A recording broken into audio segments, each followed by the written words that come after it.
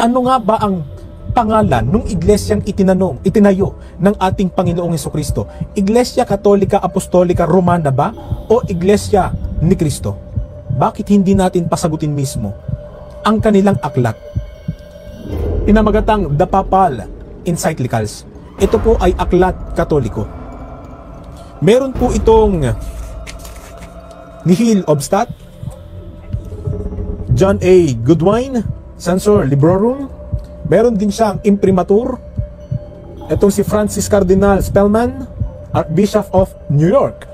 Kapag ka po ang isang libro, merong Nihil Obstat, Censor Librorum, Imprimatur, nangangahulugan na ang nilalaman po ng aklat na ito ay hindi tinututulan ng simbahang Katolika maging ng kanilang Santo Papa.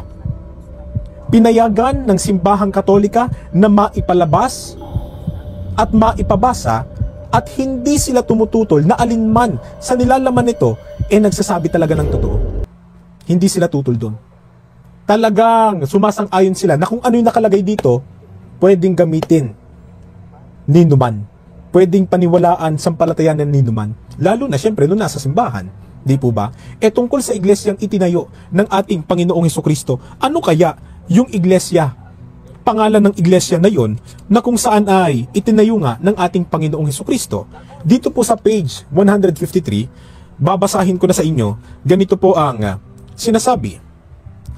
That is to say, the Church of Christ, Iglesia ni Cristo, which has been divinely instituted for the sake of souls and of eternal salvation. Church of Christ, Iglesia ni Cristo, ay itinatag alang-alang sa mga kaluluwa at walang hanggang kaligtasan. Bakit ba nagtayo ang ating Panginoon Hesukristo ng Iglesia? Hindi ba para sa kaligtasan ng mga tao, sa kapakanan ng kaluluwa? Yon ang modus ng mga INC, mga kapatid. Makabasa lang ng aklat Katoliko na nakasulat ang Iglesia ni Cristo. Abay, inaangkin na. Pero, kung mapansin nila, paulit-ulit lang sinabi, nagtamper daw ako. Dahil, pag tagilid sa debate, hanap talaga ng lusot. Halimbawa, sa kanilang ang Pasugo Magazine, na ang pangalan nila Iglesia ni Cristo. Anong akusasyon? Piki daw ang Pasugo. Eto, pansinin ninyo. Ano ang sabi ng INC? Ginamit ko pa dito sa kanilang Pasugo. Baka sabihin na naman niya na dinagdagan. How about itong nakasulat sa Pasugo ninyo na ang may akda ay si kapatid na Leopoldo Aguilar. Basahin mo ito. Ang Iglesia ni Cristo ay kailangan at hindi maiiwasan sa paglilingkod ng tao sa Diyos. Baka sasabihin naman niya na ang Iglesia ni Cristo, dagdag ko naman sa kanilang sariling Pasugo ito. Saan mabasa kaya sa Biblia ang Iglesia ni Cristo? Itong sulat naman ni Leopoldo Aguilar, Ministro Leopoldo Aguilar, na sinasabi ang Iglesia ni Cristo. Okay ka ba dito? Sa ngayon ka rito, bro? Iglesia ni Cristo? Ano bro? Iglesia ni Cristo. Yan ang nakalagay, bro. Iglesia ni Cristo. Bro, putol-putol ka sa akin palinaw nga ulit. Ito sinasabi ba na sinulat ni Ministro Leopoldo Aguilar, ang Iglesia ni Cristo ay kailangan at hindi maiiwasan sa paglilingkod ng tao sa Diyos. Ang tanong mo dito, Brother Wendell? Ang tanong ko dito, bakit Iglesia ni Cristo ang pangalan ninyo? Bakit daw Iglesia ni Cristo ang pangalan dito? Alam mo bro, wala namang Iglesia ni Cristo. Unang-una, wala raw, Brother Wendell, paki-close up, Brother Wendell, para makita. Ayun klarong-klaro, Pasugo nila yan, hindi yan kotisyon. Wala namang Iglesia ni Cristo wala namang Leopoldo lang. Wala namang Iglesia ni Cristo. Pakapanglan yan. Eto na nga, ikaw puro ka reasoning Ayan, nakikita sa screen ngayon ang Iglesia ni Cristo. Yan ang Iglesia ni Cristo ay kailangan at hindi maiiwasan sa paglilingkod ng tao sa Diyos. Oh, yung Iglesia ni Cristo na yan, sino yan? Yan ba pangalan nyo? Hindi faking reference lang yan. Kahit ako kaya gumawa ng faking reference eh. See, napansin niyo mga kapatid? Bago sila magsabi na sa kanilang Pasugo Magazine ay picking reference, dapat research muna nila. Baka yung mga nanonood ng kaanib ng Iglesia ni Cristong Tatag ni Felix Manalo, may kopya sa naturang Pasugo Magazine. Ang tanong, bakit pinasinungalingan nila? Ayaw talaga ng tagapangasiwa na si Eduardo Manalo na mapanood ang channel na ito dahil nanganganib na yung mga natangay nila mula Simbahang Katoliko na manood dito, mabwisto at aalis sa siktang tatag lamang ng tao. Tatalakayin natin. Ayaw talaga nilang mapanood itong channel na ito. Bakit? Dahil kung maalala ninyo, nagkasagutan tayo ni Ramil Parba at nagkasagutan tayo ni Sandoval, nagkasagutan tayo ni Mr. Cesar Sineta. Si Cesar Sineta matapos na-discovering gumagamit ng pirated na Bible. Anong nangyari? Di po ba? Ang nangyari ay pinatigil na siya. Kaya, delikado itong mga kaanib na ito na magpatuloy sa pakipagsagutan, lalo na namin ni Kabornok sa Fakbusters. Delikadong pahintuin na naman kayo sa taga-pangasiwa ninyo. Okay. Pero, ituloy natin mga kapatid at ibibisto natin sila dito. No? Ang akusasyon nila na dinaya sila. Sino ba ang mandaya gamit ang mga aklat Katoliko? Okay, balik muna natin. Itutuloy natin ang punto por puntong pagsagot kay Katinig. Sa video na ito ay meron lang po tayong bibigyan ng pansin.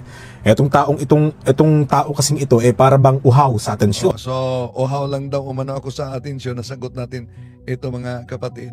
At sabi pa niya na bakit daw ginagamit yung aklat o Bible na di naman tunay, pirated daw. At ang argumento ni Parba dito, kung maalala ninyo, madali lang umanong gawin ito. Paano? Magpunta ka lang sa printing press, pagkatapos magpa-print ka ng isang pahina, yun na. Madali talaga maghanap ng palusot itong mga miyembro ni Felix Manalo. Pero naisip ba nila ang palusot na yan? Halimbawa, ang sinabi ni Parma na madali lang ang paggawa ng naturang Bible, punta lang ka sa printing press at mag-print ng isang pahina. Sa palagay ninyo mga kapatid na nanood ngayon, meron kayang printing press na tatanggap na isa lang na pahina ang ipaprint mo? O kaya kahit isa lang na aklat na ipaprint mo sa printing press. Iwan ko, kung meron bang printing press na tatanggap, balikan natin sila si Sandoval na ginamit niya ang video ito. Karaya, at ito yung malaking kahihiyan sa panig ng Iglesia Katolika. Kasi nung ginamit kasi yung Mateo 16:18, nagtanong ako kay Mr. Dalibong. Sandali, Mateo 16:18, ano ba nakalagay doon? Itatayo ko ang aking iglesia. Yun ang nakalagay doon. Ang nagsasalita ang Panginoon Ang Kristo. ating Panginoong Kristo. Nang tinanong ko, diyan ba sa binasa mong talata, mayroon bang nakasulat diyan, Iglesia Katolika, Apostolika Romana? Ay nakipag-showdown si Mr. Dalibong, kapatid na Lakas ng Michael. loob. Yan ang kinatawan ng Iglesia Katolika Romana. Binasa niya, showdown, pinakita sa moderator, ang dala-dala niya na Biblia, Confraternity Version.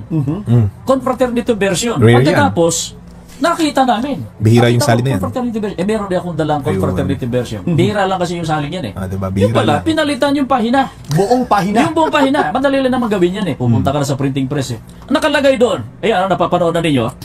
I will build my holy, Catholic, Apostolic, Roman Church. Ayan. Ayan, tawang-tawa sila, pinalitan daw ang pahina. Madali lang daw gawin yan. Sa kabahagi yan, tingnan natin. Para Oh, punta ka lang sa printing press, magpa-print ka, kaya ang tanong, sino kaya na printing press para sa kanila ang papayag na mag-print ka ng isa lang na pahina? Iwan ko, kahit mag-request siguro ka ng printing press na isa lang o dalawang aklat. Iwan ko kung meron bang printing press na papayag sa ganyan. So, kung mapansin ninyo, gawain na talaga yan ng INC na kahit nga ang kanilang sariling aklat ay ang kanilang sariling pasugo magasin, sariling aklat, pinasinungalingan pa. Kaya doon ang palusot nila pag maipit. Pero ang iniwasan nila yung deklarasyon ng kanilang moderator. Pakinggan natin ang moderator, ha? Ikaw ang koneksyon namin. Kung Oh, ayan, si ventilasyon yan. Kasama daw sila ni Ramel. Oh, ayan, ang moderator nila mismo yan. Hindi magdesisyon, hindi mag-decide. Ang moderator ang nagbasa kasi. Basta ipakita kung ano ang nasa Bible. At hindi tayo huwis. o siya akong o kinibukan niya, Mr. Moderator. So, iginiit ni ventilasyon na dinaya niya. O kiyang kinibukan kining audience, yan problema na nga din naman ang problema. Ang amo, ipalutaw kini sa audience, nga kinibukan na kining audience, mo nga sa among pagtito, among igatulgo ang iyang paglibong. Okay? So, sa akong side, brad, di ko kupingon ako sa akong side ang timbungan. So, it might be inyong natinunglian kami, pero as a moderator, I will not comment with the text na info or not, but the verse of the scripture was read, so depende na lang sa interpretation sa namin. Okay, may desisyon ang moderator, mga kapatid. At dahil may mabasa talaga, yon lang ang palusot nila. Pero, iba yung sa kanila mismo. Dahil, kung mapansin ninyo, dito mga kapatid, si Parma mismo na nakipagdebate sa akin, pansinin ninyo ha, gusto nilang ipadeklara na yung nabasa sa moderator at binasa ng moderator ay daya. Pero yung aklat Katoliko na binasa ni Parma, abay, dinaya niya ang nakasulat. Bakit? Pansin niyo si Parma. Pero ang must in mind, at kung sa inyong libro, gusto na ito, they all together fantastic to say that the remote beginning. Oh, so, yun. The all together fantastic to say. Ulitin natin ito, mag-ingat talaga dahil hindi naman yan ang nakasulat. Ito ang nakasulat, it is not all together fantastic to say. Para mawala yung it is not all together fantastic to say, ang binasa niya, pinalitaw niya, The remote beginning. oh, di ba? Oh? Gusto na ito, they all together fantastic to say that the remote beginning. They all together fantastic to say that the remote beginning of the Catholic Church go back to the horrible day when Lucifer, yung yawa, flung against heaven. Okay, Master Pai. So, nakita niyo ba ang pagkakaiba? Sa akin, hindi binago ang nakasulat. My version, maliban lang sa ginamit natin, may iba pa mga version na protestante na mabasa. Iwan ko kung gano'n na ba talaga ka-inosente ito mga ministro. Pakita natin mamaya ang ibang version mga kapatid. Pero pag may mabasa, ang palusot nila, abay, ano daw, daya daw. Pero, ano itong ginawa ng kanilang kasama mismo, si Cesar Sinita? Ito'y klarong daya. Bakit? Yung isang litra ng Biblia, abay, naggupit ng gunting, ginupit sa pamamagitan ng gunting, dinikit. Ito, pakita natin. Nagandinikitan ko raw ito. Sabi niya, dinikitan ko raw ito. Bueno, bubuksan natin ha. Bubuksan. Ito ang makita. Titingnan natin yung Apokalipsis 13:18. Tingnan natin kung may dikit, ha? Ayan. Ito po ang lugar na yun, oh. Ito po, oh. Ito po. Ayan po yun, oh. Yan. Tingnan niyo mga kapatid. Ito ba hindi ginupit? Ito ba hindi dikit? Kaya hindi daw umano dinikitan yan, sabi niya. Pero may palusot dahil alam niyang dinikitan, sino daw ang nagdikit? Ayan po yun, oh. Kung may dikit man yan, hindi ako ang may gawa. Dipensor Katoliko nun si Mr. Rolly Tesorero, siguro. O di kaya, baka si Monsignor Abriol din. Kasi si Abriol noon buhay pa. Inyo, talibog. Talibogo. Grabe talaga ito. Mga kapatid natin, di ba? Pawang atake personal na lang ang nalalaman pag madiscover sila. Imagine, di daw siya nagdikit. Sino ang sabi niyang nagdikit? Baka si Monsignor Abriol daw dahil buhay pa si Monsignor. Ano namang mapala ni Monsignor Abriol? Kung magupit siya at magdikit. Ito ang dahilan kung bakit ayaw ng mga ministro at ibang mga manggagawa, mga kapatid, na makita itong ating pagtalakay. Dahil sa pamamagitan dito, gibang-giba sila, walang pagkakaiba. Kaya di tayo magtaka, bakit ganon? Bakit ganon?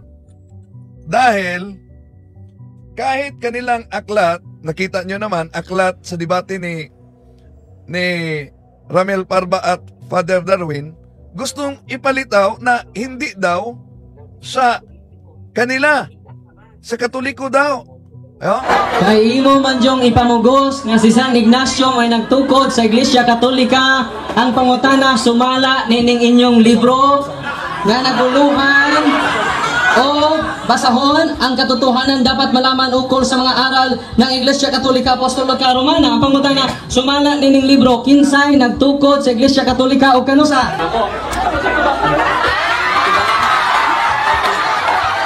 Gusto niya ipabasa. Nabasa talaga niya. Dito, binasa niya, mga kapatid. Ngayon, pumunta siya sa moderator. Ang sarili nilang aklat, gusto niyang pasinungalingan, hindi sa kanila. Hiling ang mga referensya sa matang amin. So, atong hilon, tagaan na rin ang panahon kung masuot na ang Kristo. Ang page, sinabi ko na ang page, pero gusto niyang asa daw. Saan?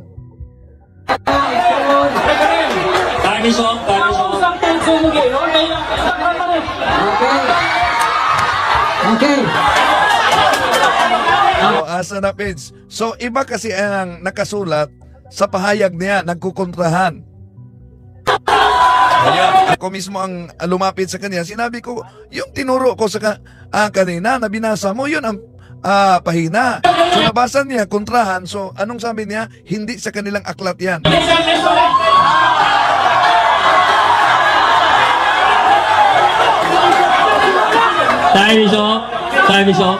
Pumunta siya sa moderator. Pansin ninyo, ganito ang taktika nila talaga, mga kapatid, no? Para makalusot lang sa debate. Sabi niya, hindi ito sa amin, moderator. Moderator. Here is a request. Sir, what is... Gusto naman na yan dito ng moderator ang magdesisyon na ang aklat na yan ay aklat ng Simbahang Katoliko at hindi sa kanila. Your request.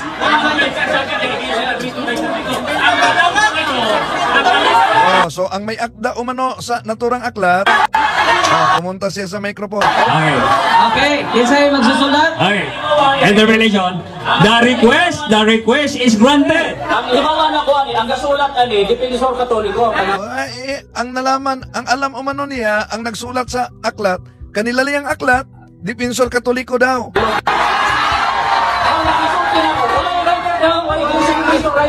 Wala Iglesia ni Cristo, wala daw Iglesia ni Cristo na writer.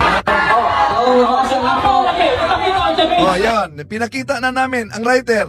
Kung sino ang writer, sabi niya, nag-iba na naman. Ituro nyo ano na page. Tinuro na namin.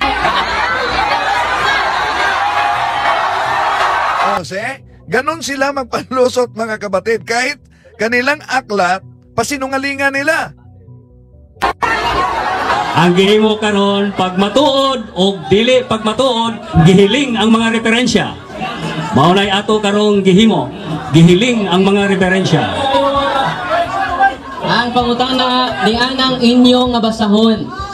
Gitug-an man nga si Emperador Justino sa tuig 500 century. Ang pangutana karon, muuyon ka ba nga si Emperor Justino ang nagtukod sa Iglesia Katolika? Sumala sa inyong basahon.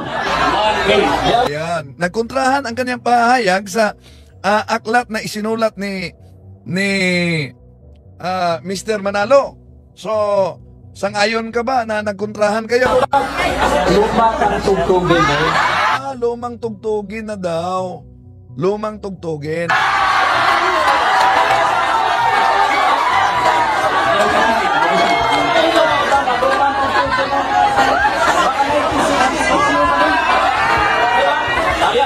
Oh, 1960 pa umano ang issue na yan. Di alam nila sa kanilang aklat yon. Di ba? Alam nila na sa kanilang aklat yon. Pagkatapos, pag maipit, sisigaw na dinaya sila. Ha? Di lang yan. Yung ginamit kong Pasugo Magazine. Kahit Pasugo Magazine, anong palusot na mga kaanib nila? Dinagdagan ko lang. Pasugo Magazine nila yan. Oh. Tanong ko lang kay Bro Talibong, binanggit niya kasi yung silanganan. Tanong ko lang, saan napapaloob ang Pilipinas? Sa silangan o sa western? Hindi, ang tanong ko bro, yung bang Pilipinas, saan ba bahagi nito o napapaloob? Silangan o western? O north o south? Saan lang dyan sa apat na yan? Well, Brother Wendell, saan daw napapaloob ang Pilipinas? Okay. Sa north, east, west, or south? Maraming salamat. Mas mabuti na yung Pasugo Magazine nila ang ating babasahin. Pasugo Magazine, July 1997, issue ito, page 5. Let us set declare, we have never thought that any mention of the expression Far East refers to the Philippines. Ito bro, Pasugo, July 1997, page 5. Ang sabi, let us set this clear. We have never thought that any mention of the expression Far East refers to the Philippines. Ito bro, sangayon ka ba dito sa pasugo ninyo na ito o hindi? Hindi ako sangayon dyan sapagkat dinagdagan ni Bro Talibong yan. Anong dinagdag bro? Bro, anong dinagdag bro? Anong dinagdag? Ito bro, para mapagtibay ko dito. May dalawang reference akong sasabihin dito. Hindi, bro, anong dinagdag to bro? Kasi ginamit din ito ni Eli Soriano dati. Ito'y ginamit ni Soriano nakakontra doon sa sinabi na the Far East is the Philippines. Tapos ito binasa naman niya. Kakontra to eh. Kaya, ba't mo sasabing dinagdagan, ginamit ni Eli Soriano ito ng dating daan? Ito bro, yung binabanggit niya dyan, yung sinasabi niya na ang Far East ay hindi Pilipinas, malaking kasinungaling na dyan. Nakikita mo sa screen bro? Hindi. Nakikita mo sa screen ko? Hindi. Nakikita. Oh, so imagine, kanilang pasugo yan mga kapatid, pero pasinungalingan pa ang kanila mismong pasugo. Okay. Tuloy natin. Tuloy natin ang pahayag niya. Sandali.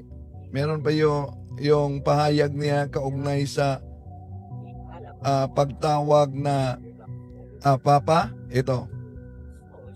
Na lahat daw ng aral ng Iglesia ni Cristo letra por letra.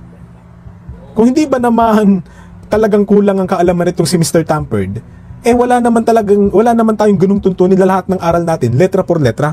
So ibig sabihin hindi lahat nila na aral ay letra por letra daw. So di na kayo sola eskriptura. Sige, patulan natin.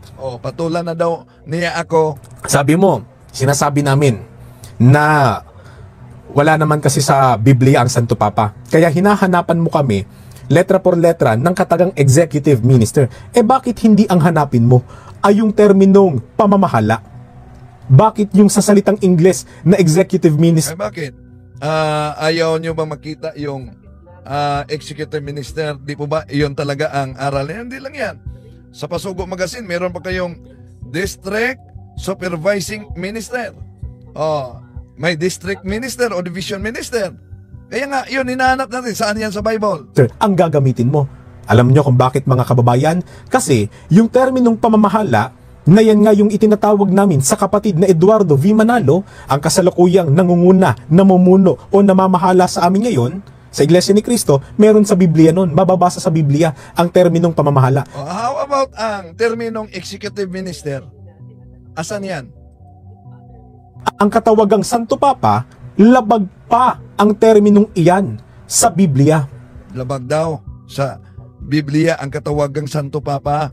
Batay sa itinuro sa amin ng ministro na aming narinig, binasa sa Biblia, wag anyang papatawag o tatawaging ama ang sino man dito sa lupa. Kung wag patatawag o tawaging ama ang sino man dito sa lupa, una, bakit si Sandoval tinatawag niya na father si Father Abe? Po natin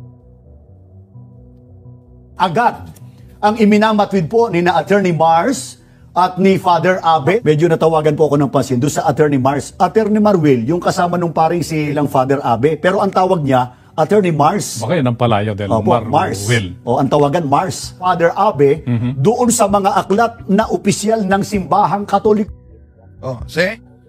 Kung bawal ang pagtawag na Father dahil mabasa sa San Mateo Kapitulo 23:9 daw, bakit si Sandoval tumawag na Father kay Father Abe? Hindi lang yan. May pinutol sila.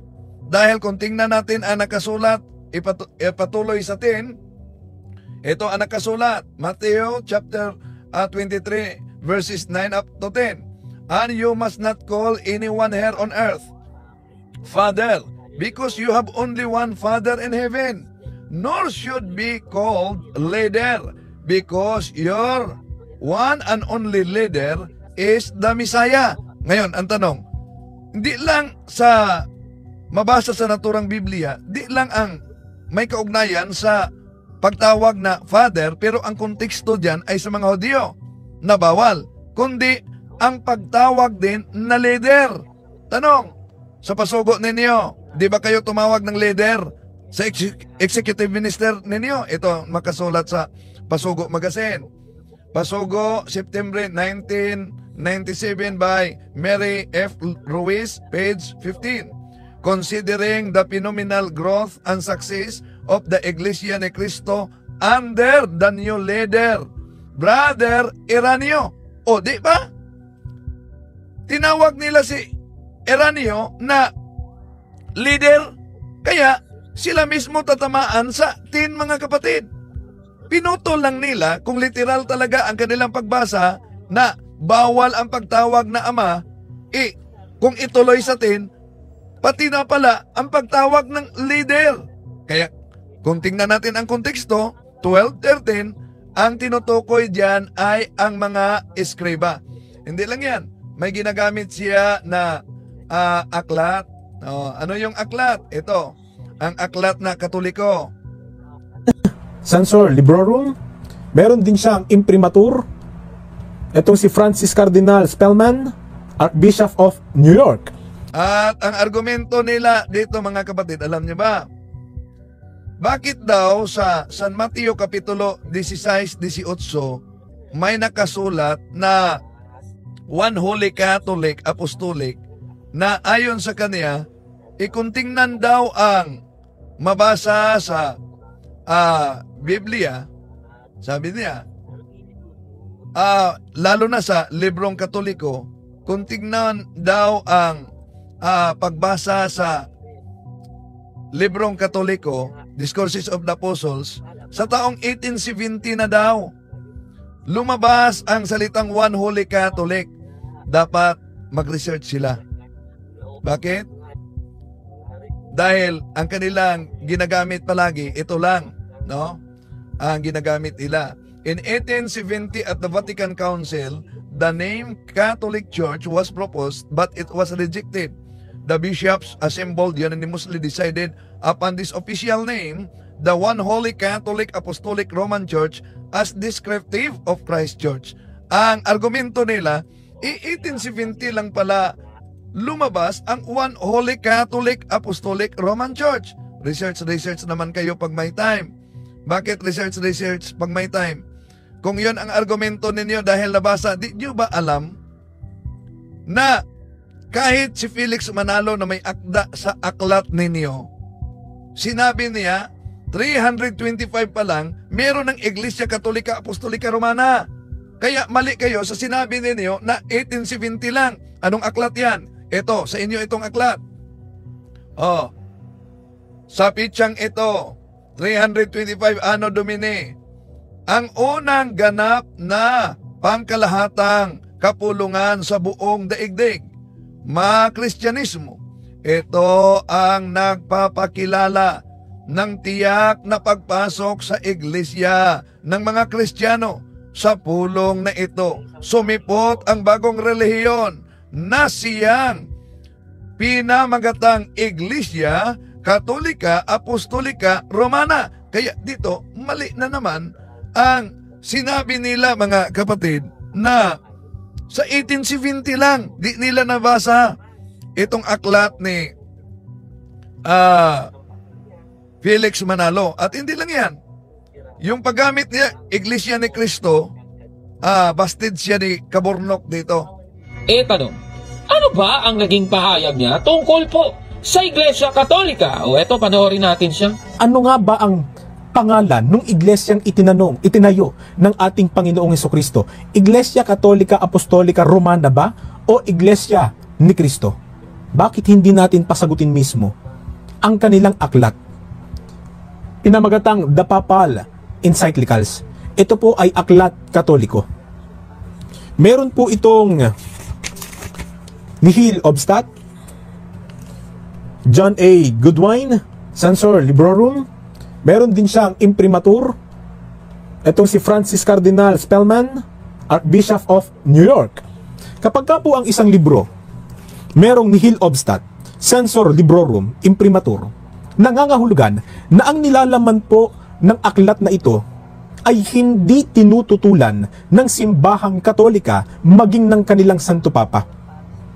Pinayagan ng simbahang Katolika na maipalabas at maipabasa at hindi sila tumututol na alinman sa nilalaman nito nagsasabi talaga ng totoo. Hindi sila tutol doon. Talagang sumasang-ayon sila na kung ano yung nakalagay dito, pwedeng gamitin ni numan. Pwedeng paniwalaan sampalatayanan ni numan. Lalo na syempre nung nasa simbahan. Di po ba? Tungkol sa iglesyang itinayo ng ating Panginoong Hesukristo, ano kaya yung iglesia, pangalan ng iglesia na yun, na kung saan ay itinayo nga ng ating Panginoong Hesukristo?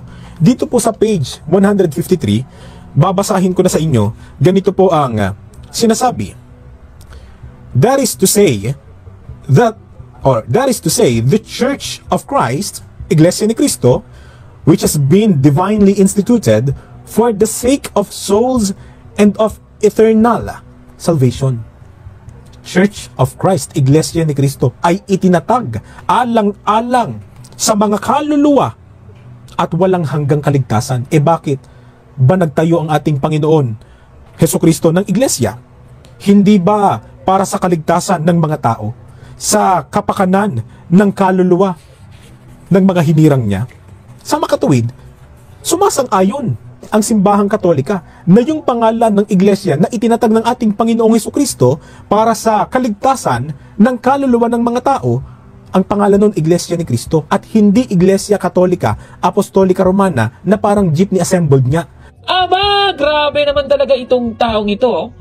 Ayon po sa kanya, ang Iglesia ni Cristo, ang pangalan ng iglesia na itinayo ng ating Panginoong Hesukristo ayon po sa isang aklat Katoliko, at binatayan niya, ito ipapakita ko po sa screen, ang aklat na kanyang binasa, na ang sabi kasi, that is to say, the Church of Christ, which has been divinely instituted for the sake of souls and of eternal salvation. Ayan so yan ang kanyang binasa, mga kapatid. Tanong, mula sa kanyang binasa, totoo ba ang conclusion niya sa kanyang binasa, mga kapatid? Susuriin natin ang aklat na kanyang ginamit, mga kapatid. Yung kanyang binasa, ito pong aklat na The Papal Encyclicals in their Historical Context, edited by Anne Fremantle, sa page 153, at yan nga yung kanyang binasa, nakikita nyo po sa screen. That is to say, the Church of Christ, which has been divinely instituted for the sake of souls and of eternal salvation. Tanong mula sa kanyang binasa. Anong iglesia kaya ang tinutukoy ng Church of Christ sa aklat na ito? Sige nga, tignan nga natin. Babalikan natin yung aklat, The Papal Encyclicals in their historical context sa page 153 pa rin. At pansinin po dito. Ito, babasahin natin kung ano ba yung tinutukoy na Church of Christ. Sabi dito, Venerable brothers, it is surprising that in our time, such a great war is being waged against the Catholic Church. Sandali. Sinasabi sa unang parte na meron pong nagaganap na pangbabatikos laban sa Iglesia Katolika.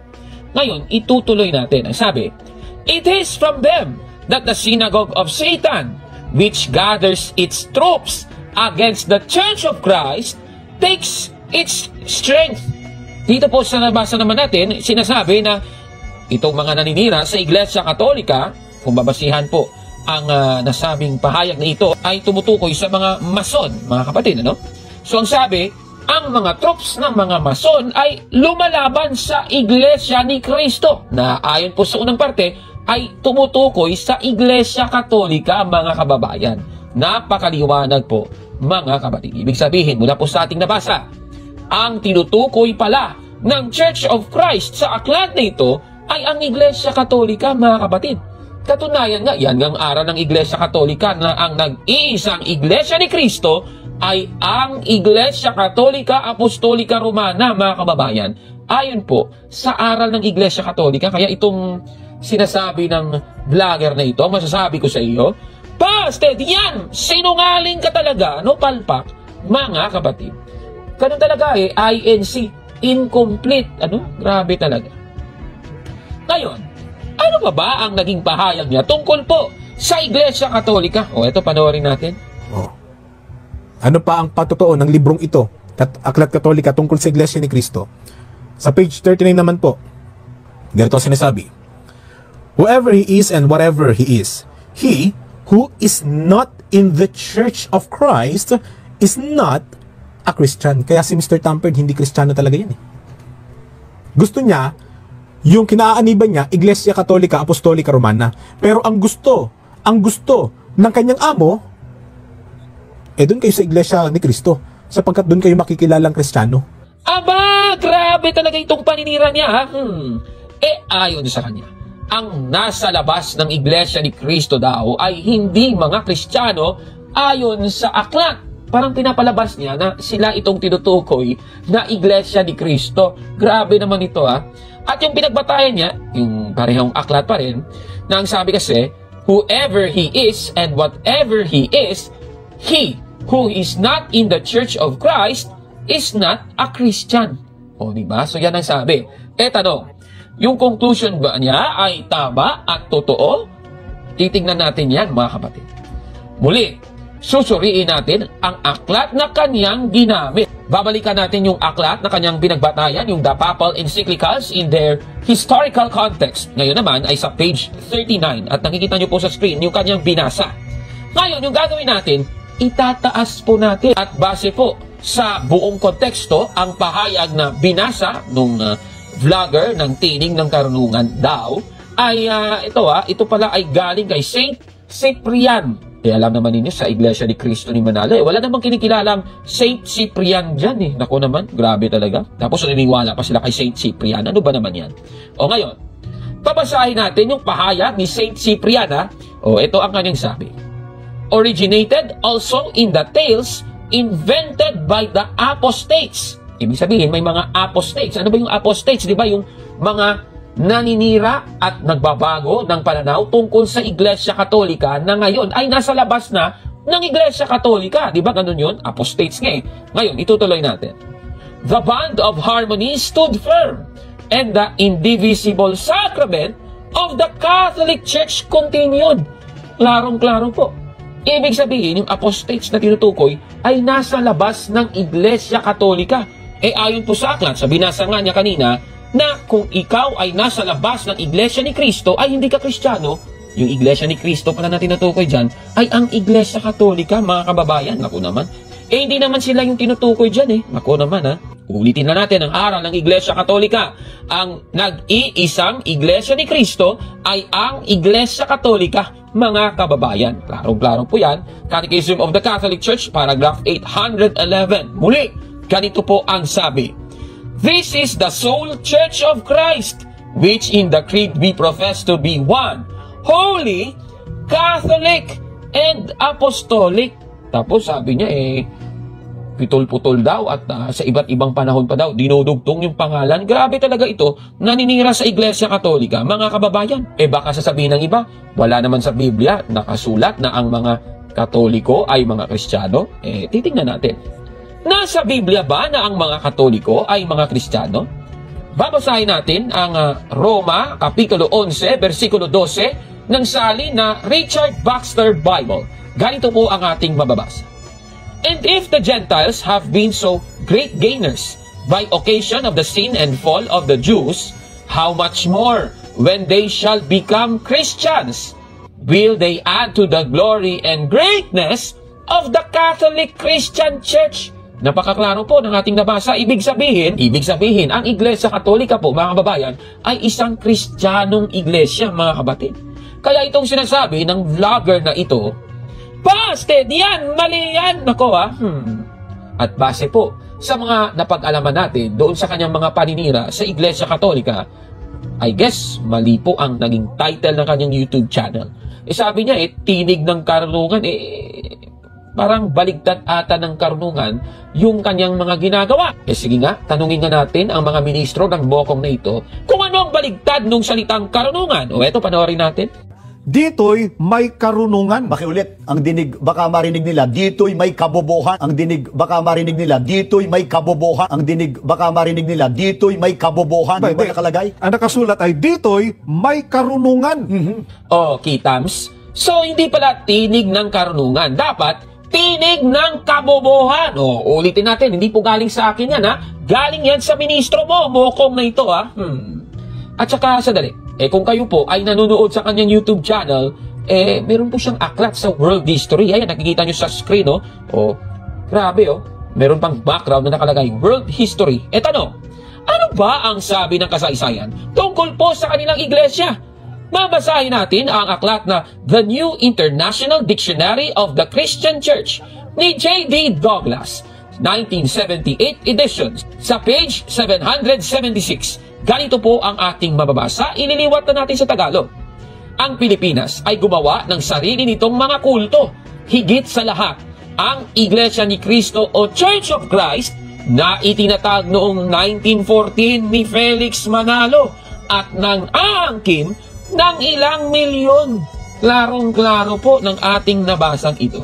Una, ang Iglesia ni Cristo na kanyang kinakaniban, kulto daw ayon sa aklat kasaysayan. Pangalawa, ito daw ay itinayo ni Felix Manalo noong 1914, mga kapatid. At kung hindi mo sinasang-ayunan ang karunungang ito, base sa aklat kasaysayan, sabi po ng Biblia, tandaan, makikita ang kamangmangan at kabobohan nga, parehas lang naman yun, sa taong walang alam, mga kapatid. Naku, kawawa naman itong vlogger na ito na naninira sa Iglesia Katolika. Baka siya na yung susunod kay Cesar Sineta na dahil sa ating pag-i-expose, ngayon wala na siyang bagong video kasi takot siya kay Caborno kasi talo siya palagi. Okay, iyon po mga kapatid. Wala na si Cesar Sineta, baka may susunod na pahintuin naman ng mga ministro ni Felix Manalo. Pero okay lang, magsagutan tayo, bahala na kayo, mamimersonal kayo, basta wala lang atake personal. Pasok tayo sa punto por punto sa pagkakataong ito, mga kapatid. No? Okay. Para sa iyo. Amen. Yun lang po. Naway gabayin tayo ng Banal na Espiritu ngayong gabing ito. To God be the glory. Salamat po. Back to you, Bro Jando. And God bless po sa lahat ng mga magtatanong. Ihanda nyo na po at bahala na yung Banal na Espiritu po na gumabay sa atin ngayong gabi. Bro Jando.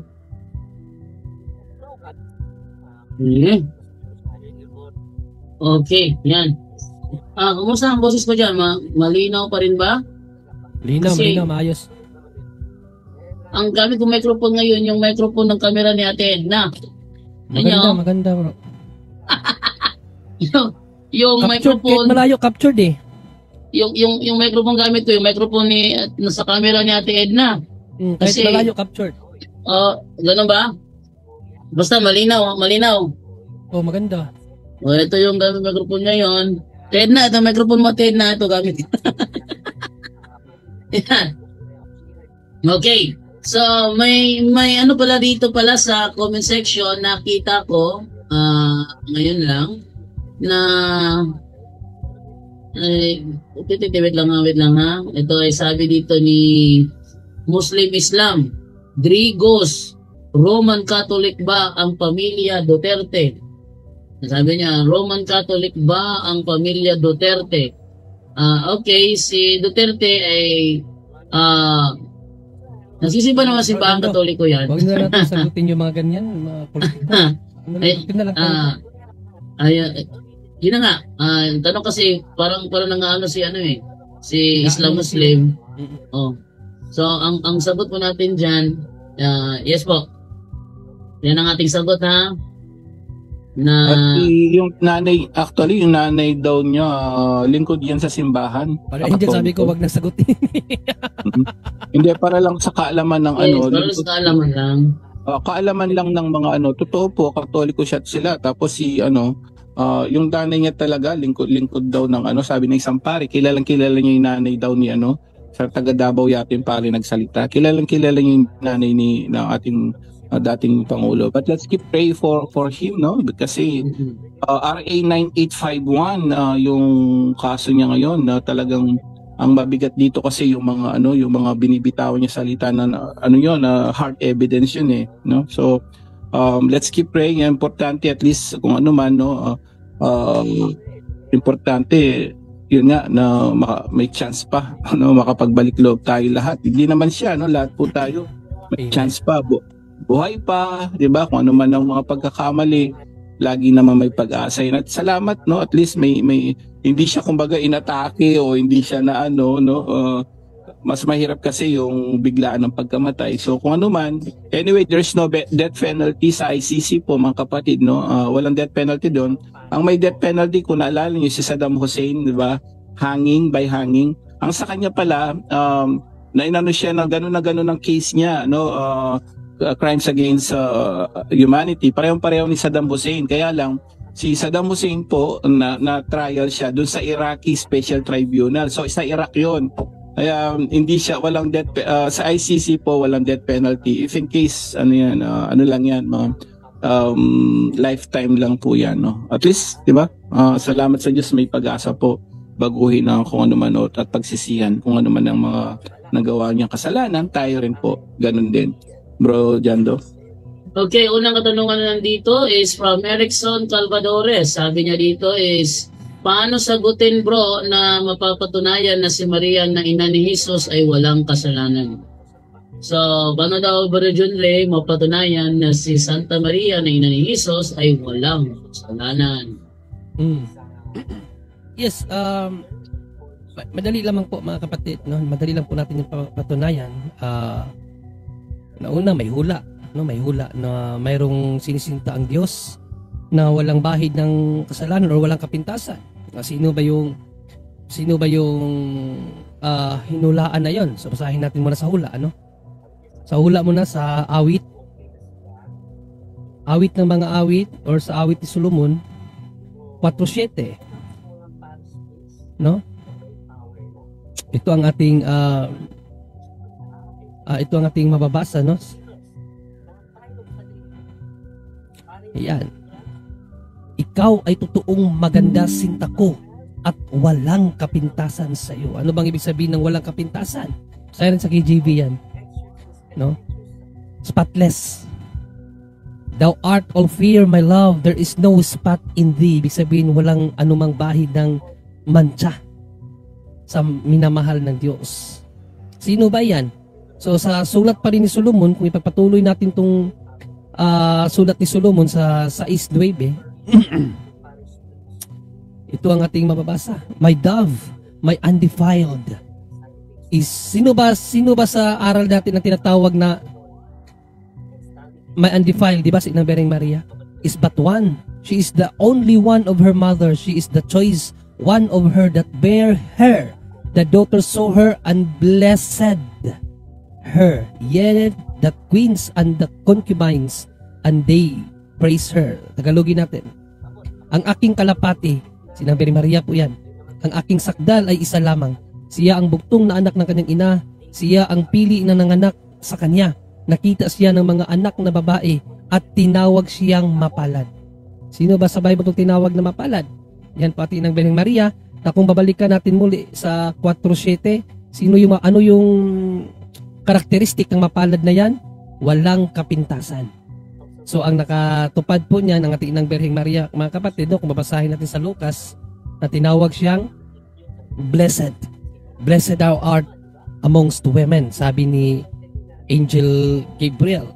So, pero syempre, sa mga kapatid natin Protestante, that is debatable para sa kanila, no? Pero isa pang paraan para mapatunayan natin si Inang Birheng Maria ay walang kapintasan, ayon sa pahayag ni Solomon, no, sa Awit of Solomon, mga kapatid, sa Awit of Solomon, sa Karunungan ni Solomon, ito din ang sinabi ni Propeta Solomon sa kaniyang sulat, no, 1:4. Ito ang kanyang sinabi.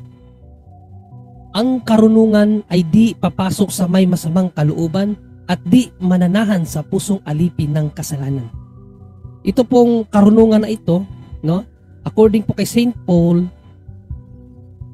sa 1 Corinthians 1:24, ang karunungan po na iyan ay ating Panginoong Jesucristo. Para maunawaan niyo ang context, no? 1 Corinthians 1:24, ito po ang sinabi ni Apostol na Pablo. Subalit sa mga tinawag ng Diyos, maging Hudyo o maging Griego, si Kristo ang kapangyarihan at ang karunungan ng Diyos. So si Panginoong Jesucristo daw, according kay St. Paul, ang karunungan at ang kapangyarihan ng Diyos, na sinabi sa aklat ni Solomon sa kanyang karunungan. Ang karunungan ay di papasok sa may masamang kalooban at di mananahan sa pusong alipin ng kasalanan. Question: kung may bahid ng kasalanan or alipin si Inang Birhen ng kasalanan, bakit pumasok sa kanya ang banal na Espiritu Santo? Bakit pumasok sa kanya ang the Word of God, ang ating Panginoong Jesucristo? Hindi pa lang banal na Espiritu Santo, I'm sorry. Ang Panginoong Jesucristo sa pamamagitan ng banal na Espiritu Santo, Mateo 1:18.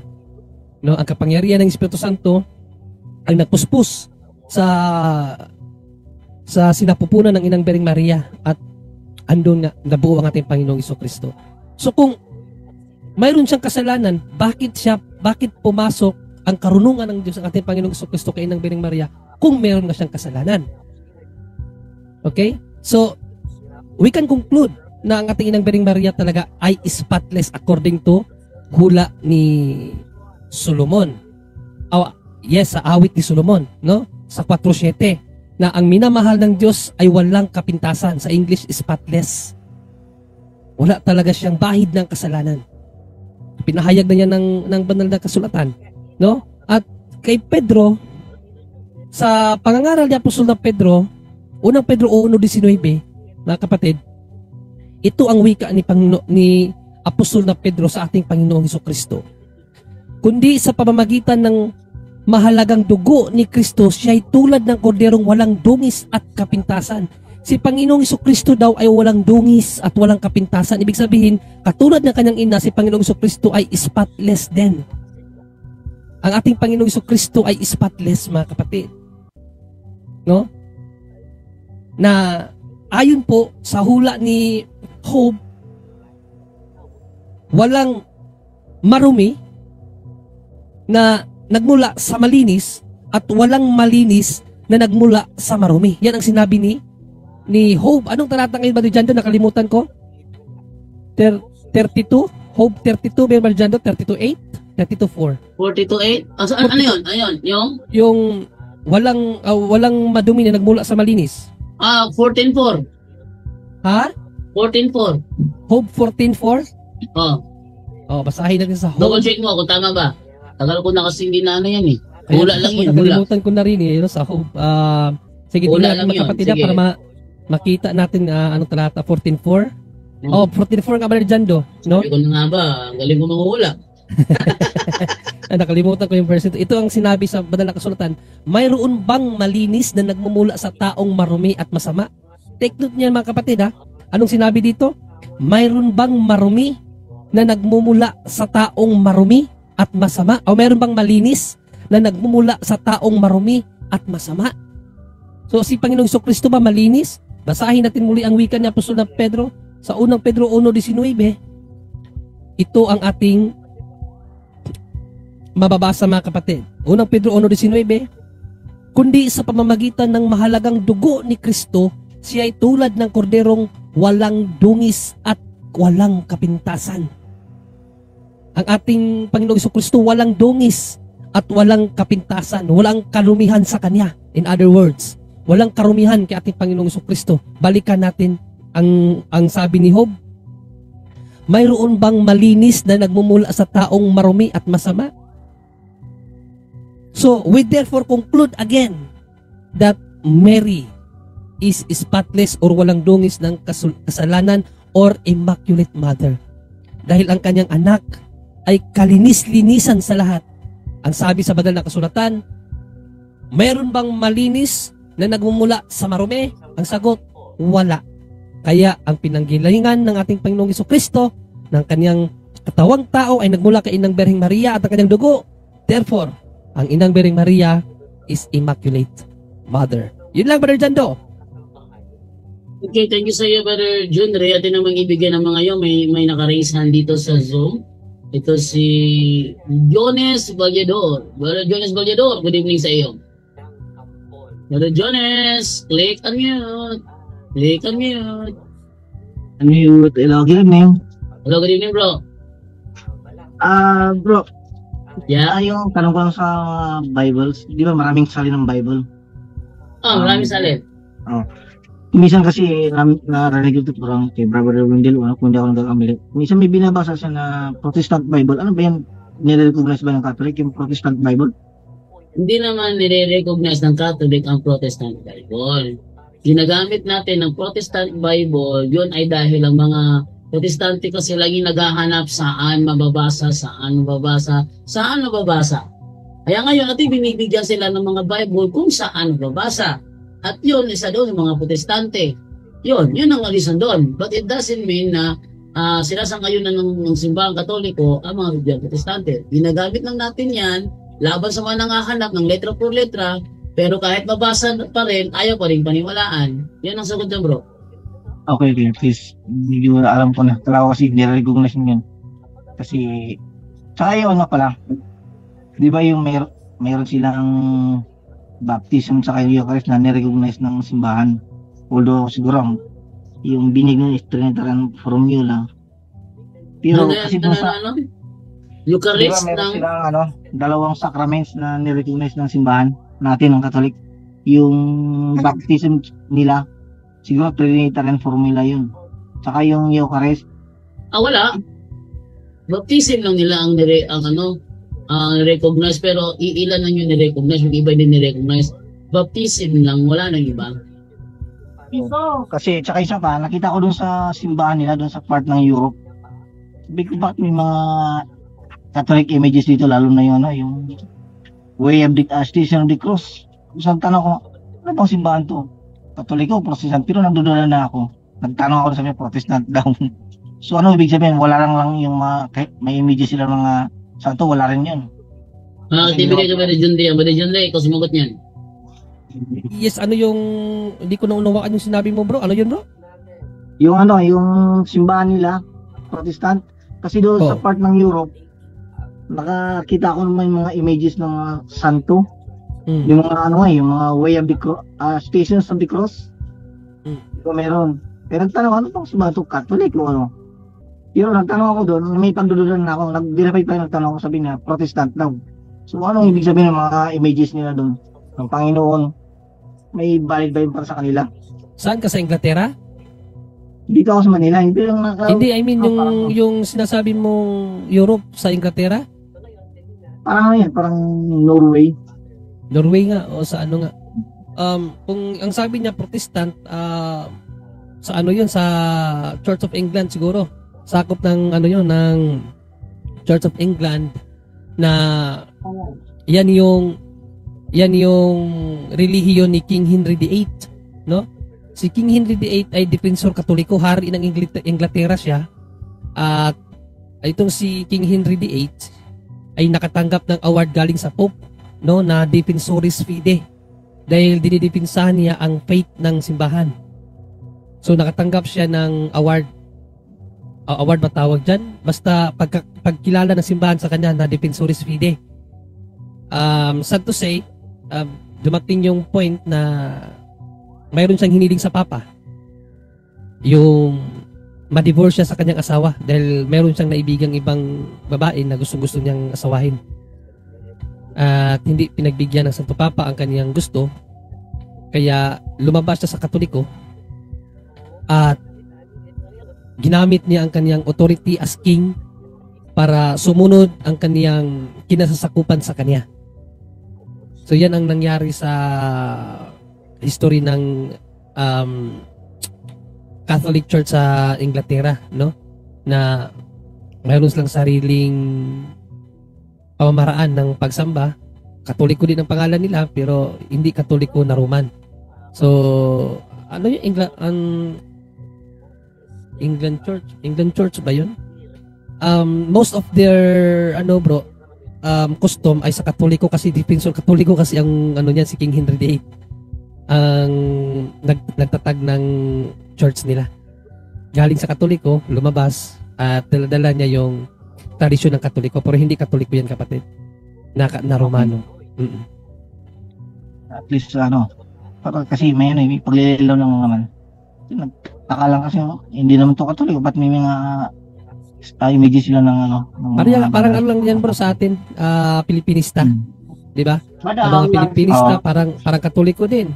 May mga larawan din sila ng mga santo. Ang kaibahan lang kasi bawal sa kanila ang mga foreigner na membro kasi mga Katoliko sila. Bawal ang foreigner pero yung mga sacred images nila mga foreigners. Okay, salamat. Ay, kumusta pala yung debate mo kayo, no?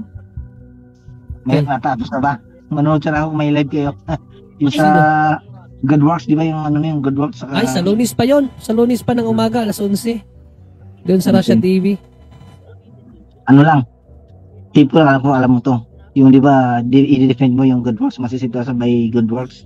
Hindi ako mag-defend, ako ang magpapahayag. Oo nga, mag-defend ka ako, tama. Di ba, alam mo naman to alam ko.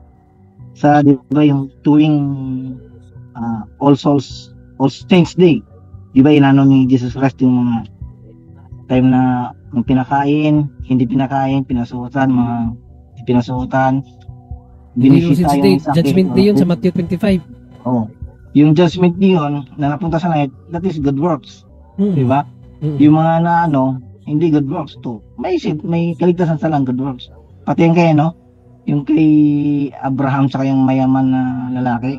Yung lalaki hindi si Abraham kasi si Lazaro napunta kay Abraham. Tapos yung mayaman hindi dahil doon wala siyang Good Works ni binigay kay Lazaro kaya hindi napunta, hindi na save. Diba? Yung mayaman matakaw sa pera hindi nabibigay. Yun. Hindi siya na-save dahil walang Good Works. So, dagdag lang ba? Sige, sana makita ko yung yung debate niyan. Salamat.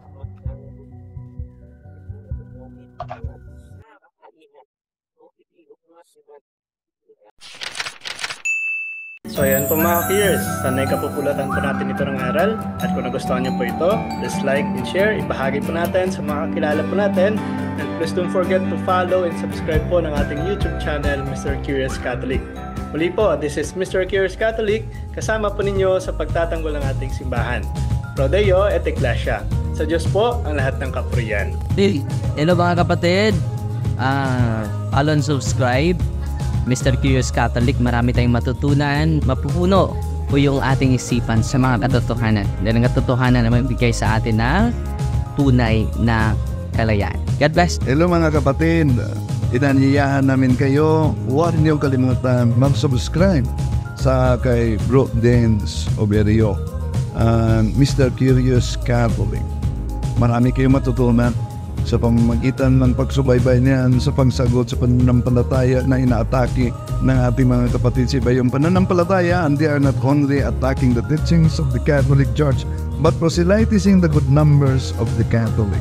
At sa pamamagitan sa pagsunutin niyo itong Mr. Curious Catholic, Facebook page and YouTube channel, dami ninyong matutunan. Isabuhay natin ang ating matutunan. Rodillo et Iglesia. I am Catholic, I am alive, I am the